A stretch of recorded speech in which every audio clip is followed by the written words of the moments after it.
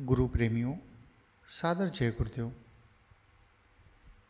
शाकाहारी सदाचारी बाल संघ, वर्ष 1, अंक 1, लखनऊ, 21 मई 1971, साप्ताहिक, मूल्य 10 पैसे। संत स्वामी जी महाराज 5 अप्रैल 1971 को भारतीय हवाई अड्डे पर प्रेमियों से विदा लेते हुए बर्मा, बैंकॉक, मलेशिया तथा सिंगापुर की यात्रा पर।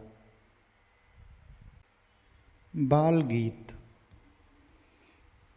गुरुदेव ने भावी भारत का यह बहुत बड़ा कल्याण किया। शाकाहारी व सदाचारी यह बाल संघ निर्माण किया। पावन तिथि 2 अक्टूबर थी और जन्म शताब्दी गांधी की। गुरुदेव ने इस दिन बच्चों के नवजीवन में प्राण दिया। हम सत्य अहिंसा गांधी का निज जीवन में अपनाएंगे। गुरुदेव के एक वचनों पर हम तन मन भेंट चढ़ाएंगे। जीवों से प्रेम करेंगे हम, अब मुर्दे मांस ना खाएंगे। शाकाहारी व सदाचारी जीवन का लक्ष्य बनाएंगे। हम अपने माता पिता शिक्षक के सन्मुख शीश झुकाएंगे। दुर्व्यसनों से हम दूर सदा आपस में प्रेम बढ़ाएंगे। धर्म की तरफ ना मुड़ने पर परेशानियां और आएंगी। मलाया में संत स्वामी जी का संदेश। मलेशिया, 16 अप्रैल निर्धारित कार्यक्रम के अनुसार कुछ दिनों के लिए भारत से आए हुए संत स्वामी जी ने पिनांग वासियों को बताया कि आज के समय में कोई भी सुखी नहीं है। किसी न किसी प्रकार का दुख हर एक को लगा हुआ है। लोग भाग रहे हैं, कहाँ जाना है, क्यों जाना है, यह कुछ नहीं पता। अपार जन समूह में बोलते हुए मालिक ने कहा कि दुनिया के लोग अब धर्म की तरफ नहीं मुड़ते हैं तो परेशानियां और आएंगी। चाहे ज़मीन से आवें, चाहे आसमान से आवें, चाहे पूर्व से आवें या पश्चिम से, परंतु अब यह आएगी ज़रूर। इनको कोई रोक नहीं सकता।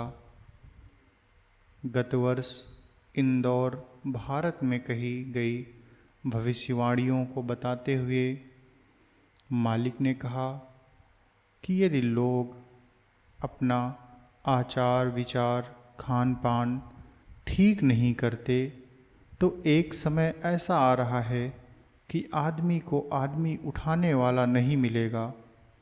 लोग देख रहे हैं कि पूर्वी पाकिस्तान में लाशें पड़ी हैं और उनको उठाने वाला नहीं है। अन्य देशों में भी ऐसी स्थिति आने वाली है। प्रसाद का चमत्कार।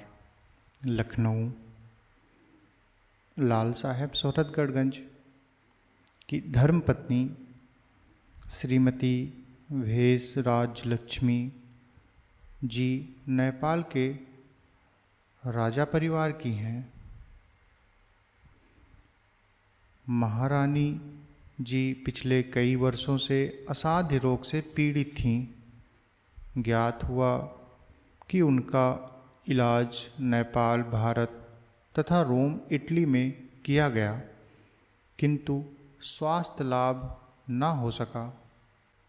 अभी कुछ सप्ताह पूर्व राज्यलक्ष्मी जी लखनऊ में इलाज के लिए लाई गईं।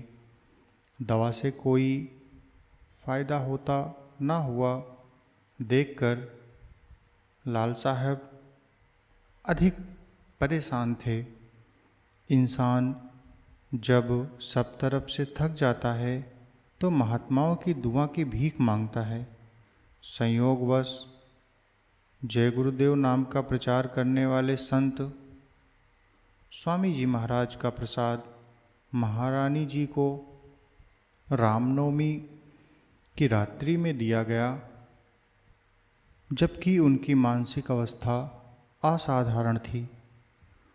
प्रसाद पाने के तुरंत ही बाद उन्हें शांति मिली और वे सो गई।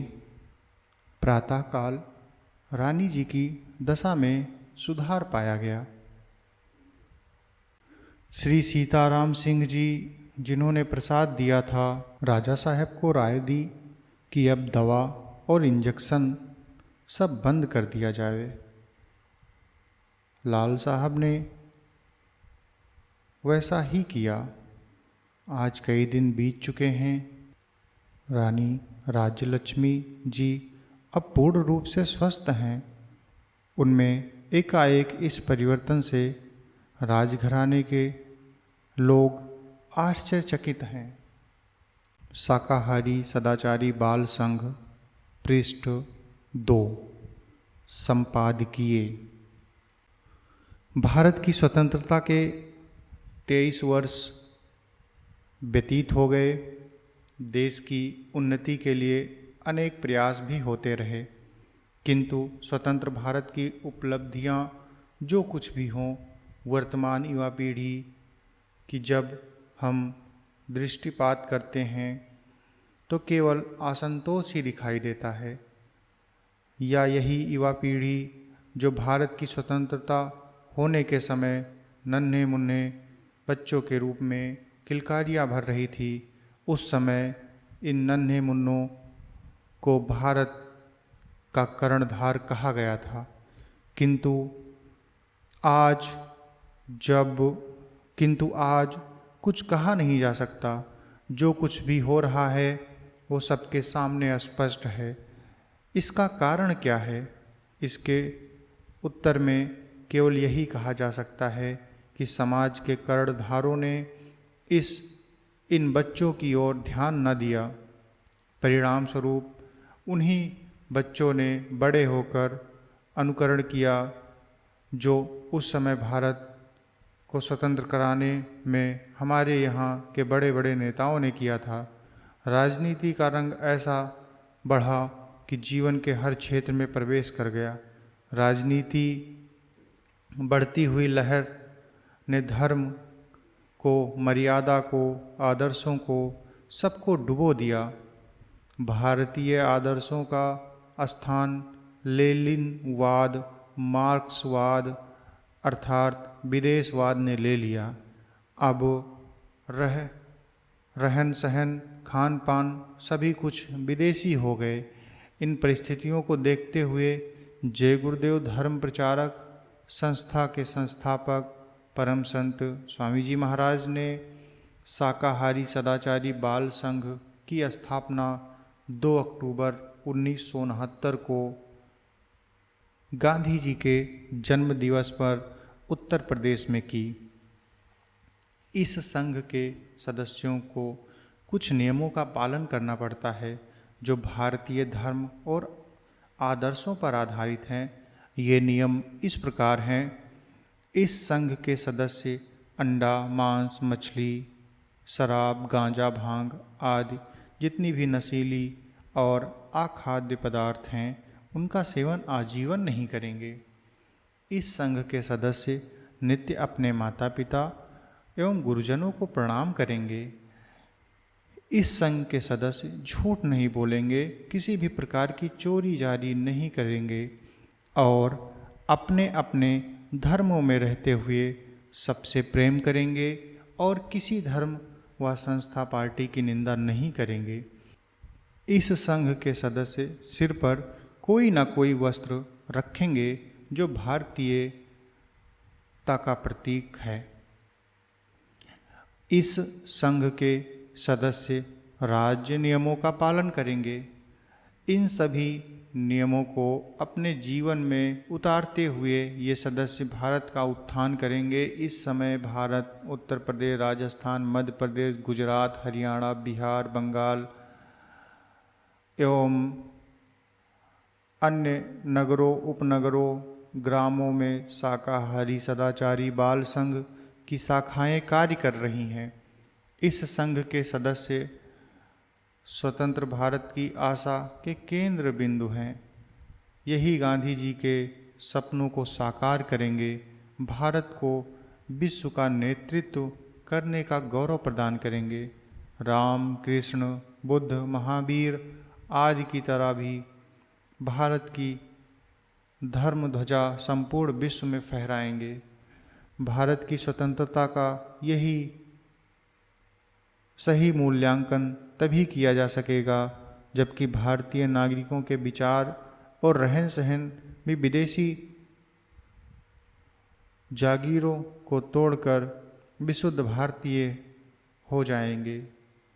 शाकाहारी सदाचारी बाल संघ की प्रथम प्रति जनता के समक्ष रखते हुए प्रसन्नता है। यदि पाठकों को एक निष्पक्ष, निस्वार्थ एवं सद्मार्ग दर्शन का आस्वादन मिल सका तो ये मेरे और संघ की सफलता होगी। संत स्वामी जी का संदेश। मेरे प्यारे भाई बहनों, बच्चों और बच्चियों, सोच लो और समझ लो कि तुम्हें अब क्या करना है। मैं तो उन लोगों से भी कहूँगा जो बड़े बड़े महंत हैं, मठाधीश हैं और साधु हैं, उनको भी अपना कदम इस दिशा में उठा लेना चाहिए ताकि समाज सुधार को, देश के सुधार को लहर चारों ओर उमड़ पड़े। राज्य आपसे कराना है, आप ही राज्य करने वाले होंगे। महात्मा कभी राज्य नहीं करते। कृष्ण भगवान ने राज्य नहीं किया, उन्होंने राज्य कराया था। महात्माओं ने आपको मर्यादा में लाकर सारे बुरे कुरीतियों का त्याग कर आपने राज्य कराया और अब भी कराएंगे। अब राज्य सुधर्म का होगा। यह मेरी आवाज़ है। देश के अंदर थोड़े ही दिनों में आप देखेंगे कि एक आवाज़ बहुत ज़ोर से उठ रही है। मैं अकेला नहीं हूँ। आप यह सोचें कि गांधी महात्मा की तरह से आवाज़ उठाएं। यदि मेरे अंदर में वो सच्ची आत्मा होगी, परमात्मा की तरफ से यह सच्चा कुछ संदेश होगा, तो मेरी तरफ अब कितने लोग आ चुके हैं। इसलिए अब इस बुद्धि को छोड़ दीजिए जो भ्रम की बुद्धि और भूल की बुद्धि है, अपनी बुद्धि से कम कीजिए। आप दूसरे के यहाँ बिक मत जाइए, दूसरों के हाथ अपने आप को हवाले मत कीजिए। आप इसके पहले कुछ सोचिए। सोचने और समझने, सुनने और कहने के पहले आप समझ लीजिए कि मैं किसके हवाले हो रहा हूँ, मैं किसके साथ अपनी सारी शक्ति को, आत्मबल को बेच रहा हूँ। लोग षड्यंत्र और व्यभिचार के साथ में अपनी शक्ति को बेच देते हैं। हम जरा भी सवाल नहीं करते इसका। इसलिए आपको सवाल करना होगा, हमारा साथ आपको देना पड़ेगा। अगर आप साथ नहीं दे सकते हैं तो साथ तो हम ले ही लेंगे। अगर आप में यह बात होगी तो ठीक है, मुझे राज्य नहीं करना है, माफ़ करना, यह बात हमेशा याद रखना, राज्य तो आपसे कराना है, लेकिन देवी और देवताओं का धर्म बचाना है या व्यभिचार खत्म कराना है, इन कुरीतियों को खत्म करना होगा या भ्रष्टाचार समाप्त करना है। तो अब इन समाजों से जो इस समय आप अपने सामने प्रचलित हैं नहीं बच सकता। इसलिए आज कुछ अंतर से प्रेरणा हुई है, कुछ परमात्मा का हुक्म है कि ऐसा तुम कहो, साथ साथ में आत्म कल्याण भी हो और साथ में समाज कल्याण भी हो। आपने पुस्तकों में पढ़ा है और गीता में भी आता है कि दिव्य दृष्टि हुआ करती थी, लोग परमात्मा को पाया करते थे। अगर आप इस दायरे के अंदर आ जाएं तो आप निश्चय देख लेंगे कि आप उस दिव्य दृष्टि खुल जाएगी। यह दायरा मैंने ऐसा नहीं बनाया है कि केवल बातों का हो, यह स्त्री पुरुषों के लिए दिव्य आँख है जिससे भगवान को पाया जाता है। समाज का सुधार और तुम्हारे जीव कल्याण, परमात्मा की प्राप्ति, यह भी साथ साथ है। यदि समाज सुधार ना हुआ, जीव कल्याण भी नहीं हुआ, तो आखिर तुम बेचारे कहाँ जाओगे? इसी भ्रम में अपना समय बिता दोगे। तुम चले जाओगे इस दुनिया से ऐसे ही खाली हाथ। इसलिए जल्दी आओ, अब देर ना करो, वरना काल तुम्हारे सिर पर घूम रहा है और अगर शरीर छूट गया तो करोड़ों युगों तक मनुष्य शरीर तुम्हें दोबारा नहीं मिलेगा। शाकाहारी सदाचारी बाल संघ, पृष्ठ 3। प्रोफेसर हरार की भविष्यवाणी। प्रोफेसर हरार का जन्म इजराइल के एक धर्मनिष्ठ यहूदी परिवार में हुआ था। अपनी अचूक और 100% सत्य भविष्यवाणियों के लिए वो विश्व में विख्यात हैं। उन्होंने नवयुग आएगा संबंधी एक विचार गोष्ठी में अपने विचार व्यक्त किया था। उन्होंने कहा कि रात्रि का प्रथम पहर, जब मैं प्रगाढ़ निद्रा में होता हूँ, स्वप्न में एक दिव्य पुरुष के दर्शन करता हूँ। किसी जलाशय के निकट बैठे हुए इस योगी के मस्तक में, जहाँ दोनों भावें मिलती हैं, मुझे अर्धचंद्र के दर्शन होते हैं। उसके बाल श्वेत शुभ्र, वेशभूषा वर्ण गौर तथा पैरों में चर्म विहीन पाहन या पादुकाएं होती हैं। उसके आसपास अनेक संत सज्जन व्यक्तियों की भीड़ दिखाई देती है। उनके मध्य में जलती हुई छोटी बड़ी ज्वालाएं देखता हूँ। यह लोग कुछ बोलते हुए अग्नि में कुछ वस्तुएं छोड़ते हैं। उसके धुएं से आकाश छा रहा है। सारी दुनिया के लोग उधर ही दौड़े आ रहे हैं।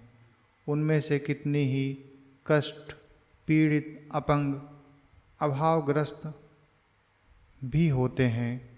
ये दिव्य देहधारी पुरुष उन सबको उपदेश कर रहा है। उससे सबके मन में प्रसन्नता भर रही है। लोगों के कष्ट दूर हो रहे हैं। लोग आपस में राग द्वेष भूलकर परस्पर मिलजुल रहे हैं। स्वर्गीय सुख की वृष्टि हो रही है। धीरे धीरे यह प्रकाश उत्तर की ओर बढ़ रहा है और किसी पर्वत के ऊपर दिव्य सूर्य की तरह चमकने लगता है। वहाँ से प्रकाश की किरणें वर्षा के जल की भांति उठती और सारे पृथ्वी मंडल को आच्छादित कर लेती हैं। बस यही आकर स्वप्न का अंत हो जाता है। प्रोफेसर हरार का कहना है कि ऐसे किसी दिव्य पुरुष का जन्म भारतवर्ष में हुआ है। वो 1970 तक अध्यात्म क्रांति की जड़ें बिना किसी लोक यश के भीतर ही भीतर जमाता रहेगा और उसके बाद उसका प्रभुत्व सारे एशिया और विश्व में छा जाएगा। उसके विचार इतने मानवतावादी और दूरदर्शी होंगे कि सारा विश्व उसके कथनों को सुनने और मानने को बाध्य होगा, जबकि विज्ञान सारे विश्व में धर्म और संस्कृति को नष्ट करके चौपट कर देगा। तब वह धार्मिक क्रांति का सूत्रपात करेगा और लोग इसी के जन्म से पूर्व की तरह अग्नि, जल, वायु, आकाश, सूर्य और अन्य उपासना के महत्व को समझने लगेंगे। अरब और इजराइल युद्ध की घोषणा उन्होंने काफ़ी समय पूर्व कर दी थी। उनका कहना था कि प्रारंभ की टक्कर बहुत ज़ोरदार होगी, अरब का बहुत सा भाग छिन जाएगा, फिर जॉर्डन, सीरिया, मिस्र आदि मिलकर भी उसे वापस नहीं ले सकेंगे। पहली टक्कर में इजराइल की ज़ोरदार जीत होगी, फिर छिटपुट युद्ध चलता रहेगा। 1979 में एक बार फिर जोरदार टक्कर होगी। इस युद्ध में धर्म के नाम पर अरब देश विश्व के अधिकांश इस्लामिक देशों को संगठित कर लेगा। इजराइल, अमेरिका, ब्रिटेन आदि की मदद से अरबों पर बुरी तरह से टूट पड़ेगा और इस युद्ध में मुसलमानों की जनसंख्या घटकर संसार के सभी जातियों से कम हो जाएगी। इस तरह इस्लाम संस्कृति का पूरी तरह अंत हो जाएगा। 1970 से 2000 तक तीव्र राजनीतिक परिवर्तन होंगे। ब्रिटेन, लंका, रूस, फ्रांस और भारतवर्ष में अप्रत्याशित रूप से सरकारें बदलेंगी। भारतवर्ष में भी युद्ध होगा। मित्र जैसे दिखाई देने वाले पड़ोसी देश आक्रमण करेंगे या आक्रमण के समय मौन रहेंगे। अधिकांश प्रतिरक्षा का समर्थन करेंगे।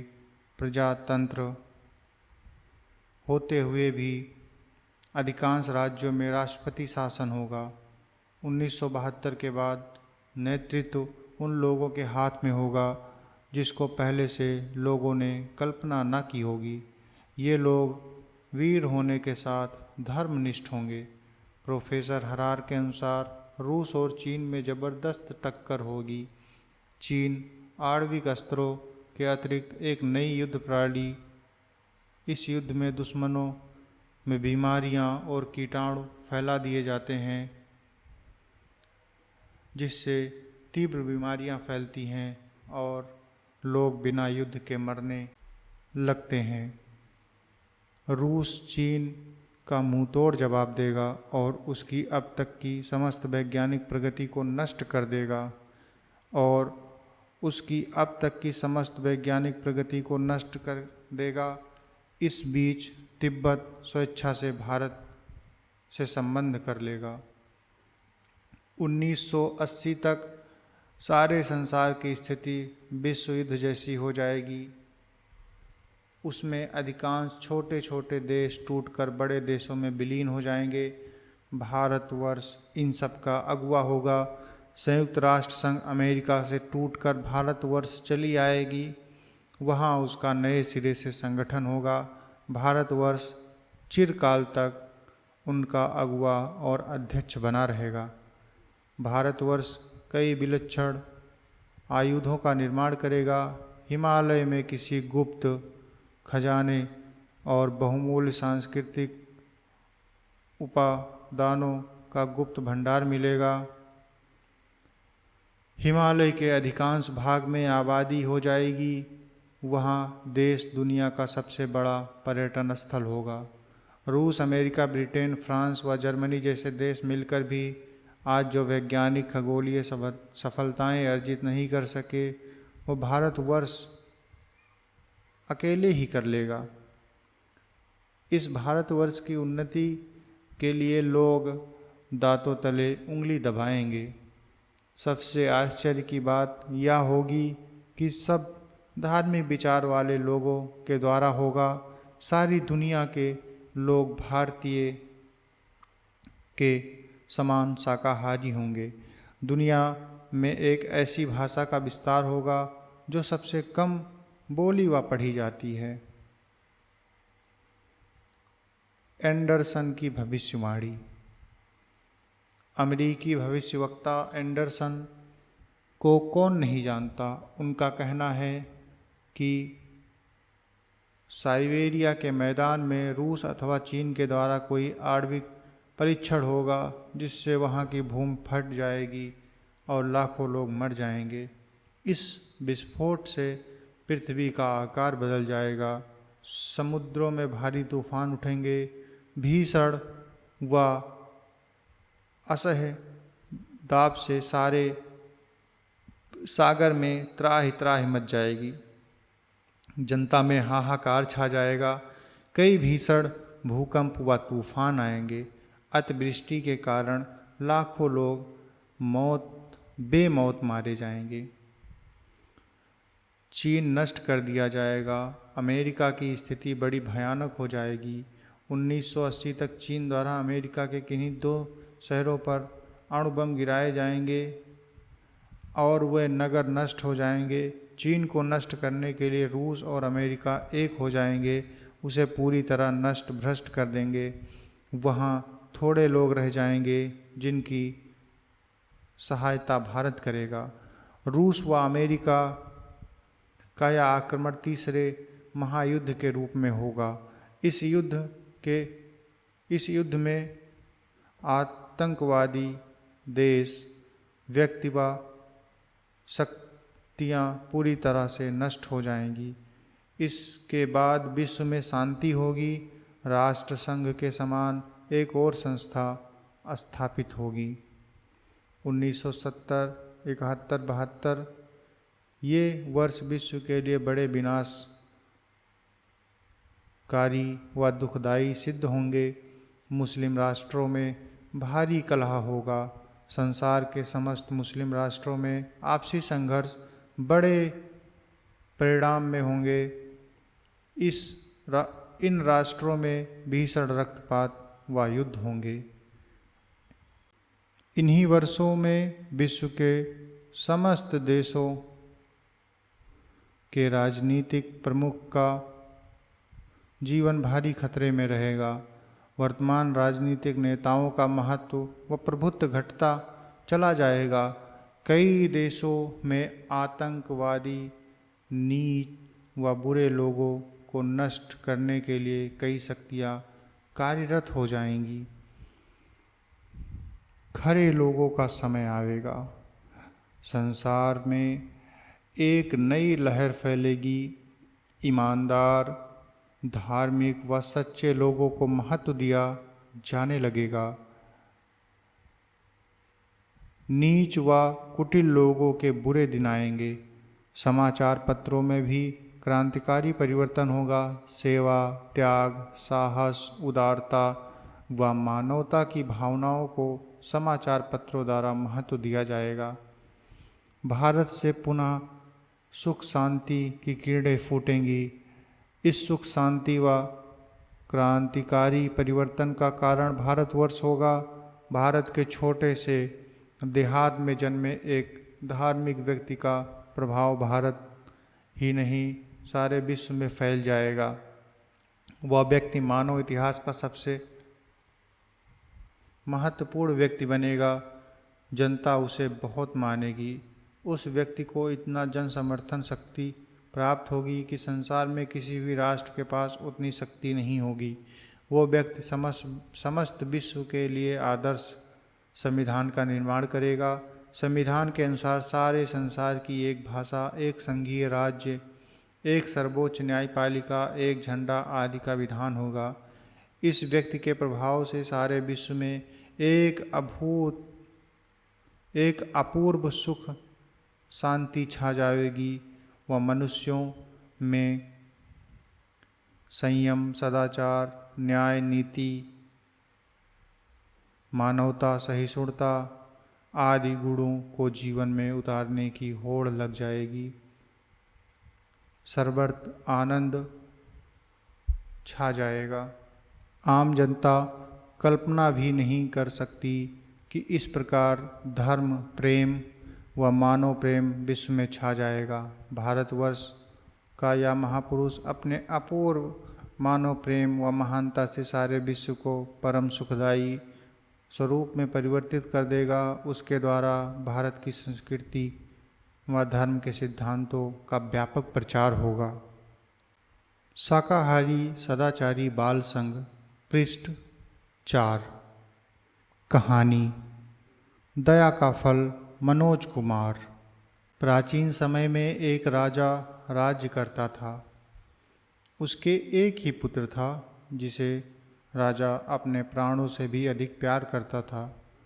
अब राजकुमार 12 वर्ष का हुआ तब बीमार पड़ा। राजा ने राज्य के सभी अच्छे से अच्छे वैद्य, हकीम व चिकित्सकों को बुलाया, किंतु राजकुमार का रोग असाध्य होता जा रहा था। राजा अत्यंत चिंतित हो उठा। उसने पंडितों और ज्योतिषियों को बुलाया और उसने राजकुमार के ग्रहों को देखने के लिए कहा। विद्वान ज्योतिषियों ने राजकुमार की पत्री देखी और कहा कि राजकुमार तभी ठीक हो सकता है जब इसी अवस्था के किसी बालक की, जो अपने माता पिता का एकमात्र पुत्र हो तथा सुंदर हो, उसे बलि दी जाए। राजा ने मंत्री को बुलाकर आदेश दिया कि वह ऐसे बालक की खोज करे। बालक की खोज में मंत्री एक गांव जा पहुंचा जहां कुछ बच्चे खेल रहे थे।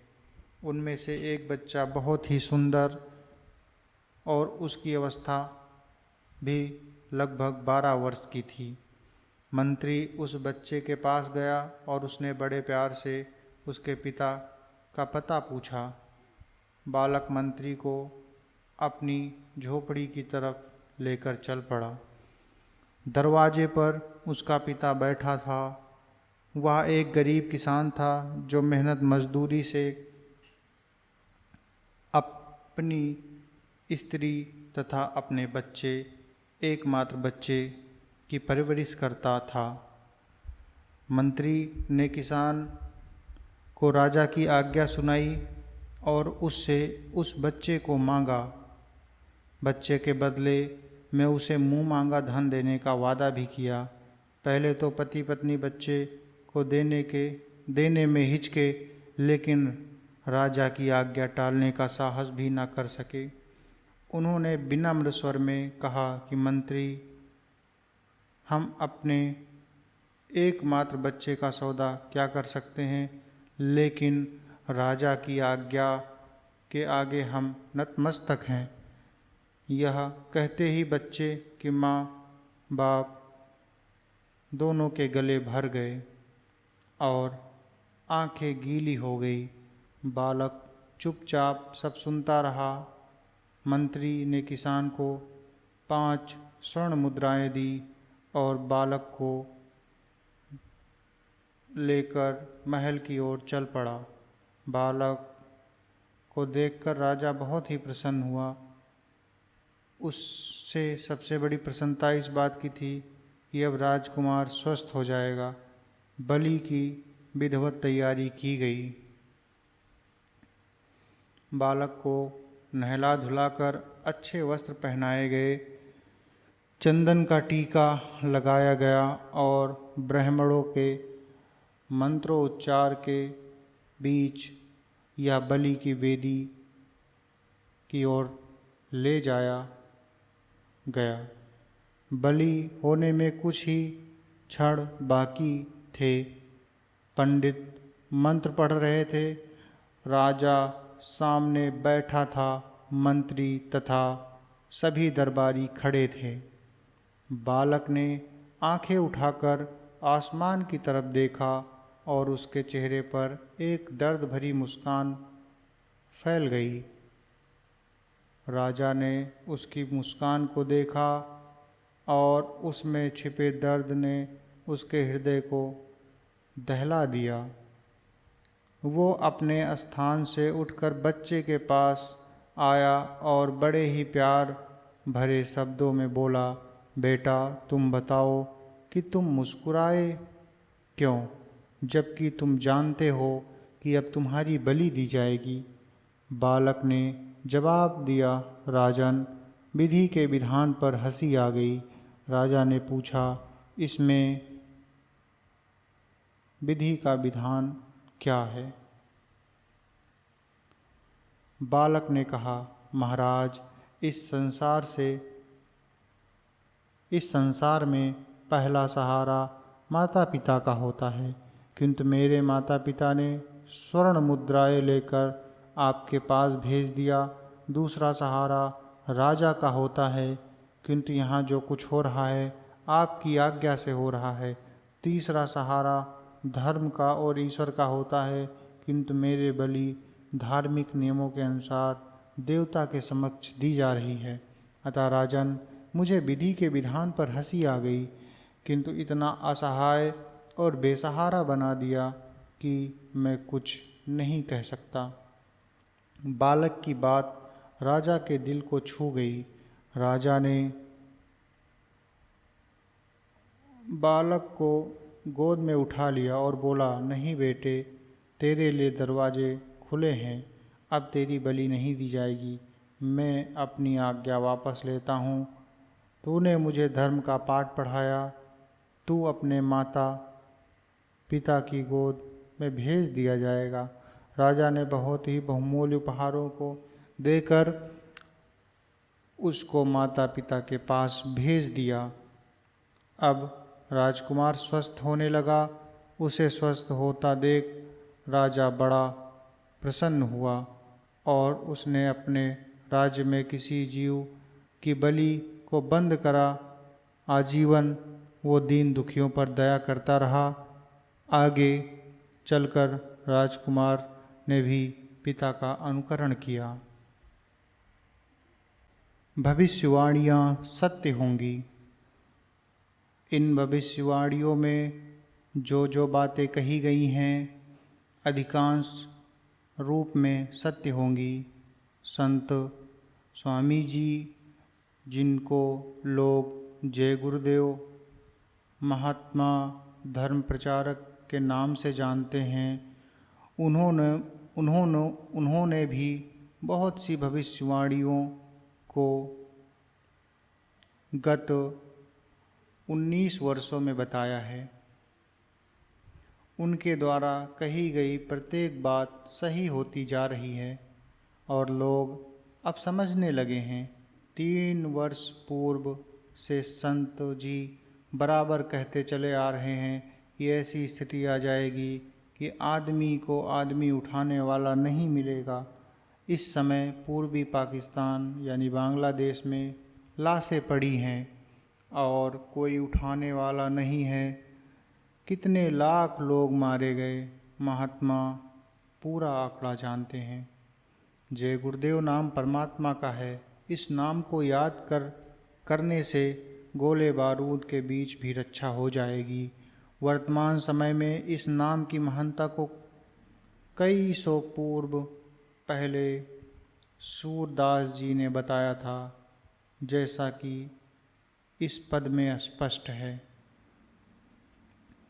रे मन धीरज क्यों न धरे, संबत 2000 के ऊपर ऐसा योग परे। पूरब पश्चिम उत्तर दक्षिण चहुदिश काल फिरे। अकाल मृत्यु जग माही व्यापे, प्रजा बहुत मरे। सहस वर्ष लग सतयुग व्यापे, सुख की दशा फिरे। स्वर्ण फूल बन पृथ्वी फूले, धर्म की बेल बढ़े। काल ब्याल से वही बचेगा, जो गुरु का ध्यान धरे।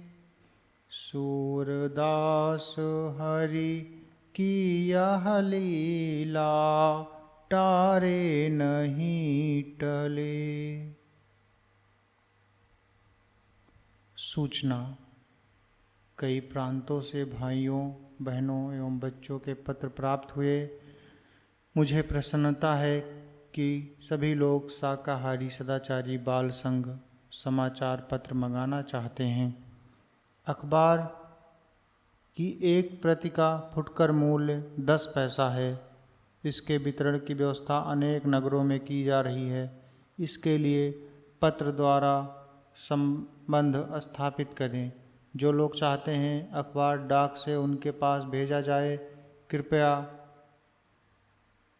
वे वार्षिक शुल्क नीचे लिखे पते पर भेजें। साथ में अपना पूरा पता साफ साफ लिखकर भेजें। व्यवस्थापक शाकाहारी सदाचारी बाल संघ, 148 मंडल हाउस, लखनऊ, उत्तर प्रदेश। मथुरा जय गुरुदेव धर्म प्रचारक संघ के तत्वाधान में लाखों यात्री 7/11/1971 को हरिहर क्षेत्र सोनपुर बिहार से 1500 मील की यात्रा पर दिल्ली की ओर चलेंगे। इन यात्रियों का पड़ाव 7/11/1971 को छपरा में 8 बजे, 10 गोरखपुर, 11 तारीख को